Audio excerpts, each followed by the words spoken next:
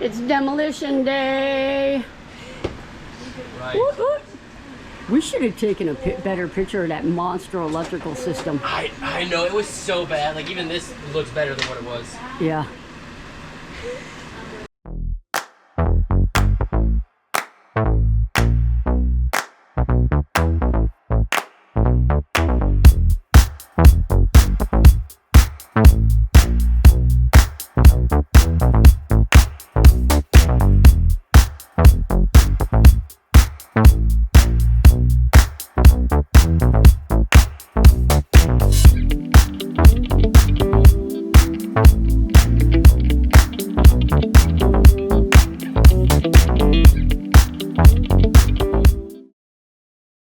What's going on? Welcome to the channel. In today's video, we've got another van that we're getting ready to get started. This is a Transit 350 Extended. It's the longest, the tallest, and we're gonna do a full build. It did come with some stuff in it. We've got it completely gutted. We've got the kill mat in it, the insulation in it, and the reason why we have gotten so far is because I've got help here at the shop. I'm forcing him to be introduced. Sean. Hello. Sean's from Wisconsin, and he's going to spend the rest of the year here, and we're going to crank out the vans.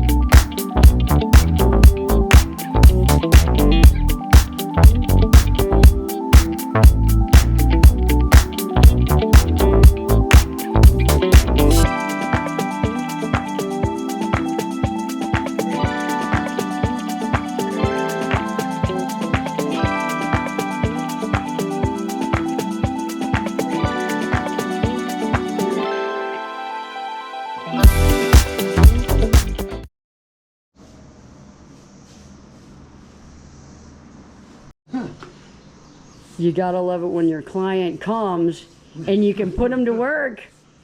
Oh, making my own mistakes. How does it feel to be saving some money there, friend? I like it. Are you gonna live in a van?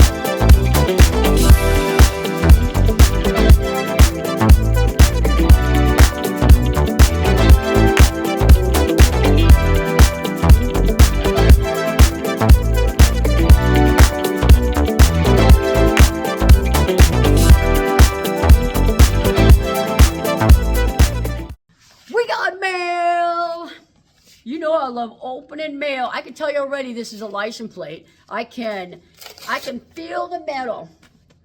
Oh, I almost tore it, I think. This is gonna be a different, it's an Ohio plate. I'm pretty sure. Oh, look at that personalized plate. Design gal. Thanks, Diane. We're going to get this on the wall. All right, guys, this week's video is sponsored by Vitamin. They sent me this Flash Speed 1000 power bank to try out and to share with you guys. I like using these power banks while I'm doing the van builds so I don't have to get the client's stuff, power banks in here before I'm ready for them. I've actually been using this for about 2 weeks, 2.5 weeks in my own van as I lent my Blue Eddy AC200 out. So this one has been powering my van for a couple of weeks, and I'm using it now that I've got the ceiling and the lights in on this build. Use this one when I need to run the lights and get power into this van. The Vitamin Flash Speed 1000 is a 1000 watt hour power bank. It has got a 700 watt input, AC input, so it charges at 700 watts an hour, so it's pretty fast. But it doesn't overload my system here, which is common with some of the supercharged power banks. When they're trying to charge at 1800 watts, some of these older houses can't handle that kind of a charge. So 700 watt input, 300 watt solar input, and 200 watt DC input. It's got 2 of the USB-C ports and 3 USB type A ports and 1 USB supercharged port. It's got 3 AC outlets. Now, I'm going to share it with you guys. You guys know I hate it when these power banks only give you a DC output that is a cigarette lighter port. These are not real stable. I like it. I'm going to pull mine out. I like it when power bank companies use like these aviator ports that actually screw in, or a XT60 port that clicks in. It's more stable than these cigarette lighter adapters. I can wiggle this and bet you I can get that light to go off. You know, it's just not, actually this one's a pretty tight. Got a new cord in it though. So, but I like the power banks when they've got a different DC output port.